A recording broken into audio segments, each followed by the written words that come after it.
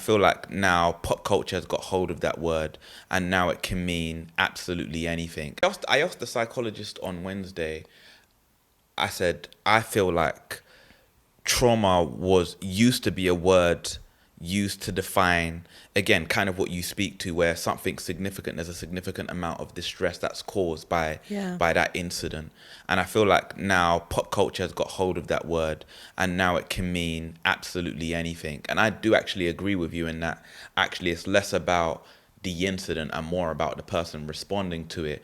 But I do also feel, and I want to know your opinion on this, is if we're going to use trauma to describe a range of things, then don't we need a word to still speak to the stuff that's a bit more significant? Because I can't see, and correct me if I'm wrong on this, or if you disagree on this, I can't see somebody like growing up in like a war-torn country, or like some significant abuse happening to somebody, the same as somebody losing their fish or their pet. And actually, some people are seeing it like that, and I think society is taking it like that. That actually that can be a traumatic experience for me, and I might need the same support or care that somebody with a more significant incident. Yeah. What do you think about that? So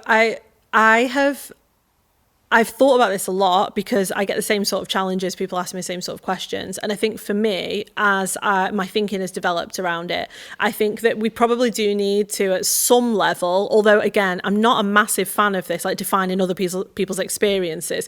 We probably do need to draw some line between things that are distressing, because things can be very distressing and not be traumatic to the point of absolutely life-changing, really affects our identity and, impacts us on a day-to-day basis. I think what's interesting about that is that when I talk to people, and like my whole career, all I've done is, work in trauma, essentially abuse and trauma, it's about how it affects their identity. Because what you'll come across sometimes is people who have gone through something that me and you would consider extremely traumatic, and they seem to be okay with it. But then something, let's say smaller, like would happen later, and that just blows their world apart. And I think that's the other side of this argument, is it's not like, how do you define the big things? It's like, but what happens when those trauma responses and coping mechanisms don't kick in on the big things, because actually that person could cope with it, but then something smaller happens later down the line and it changes their life.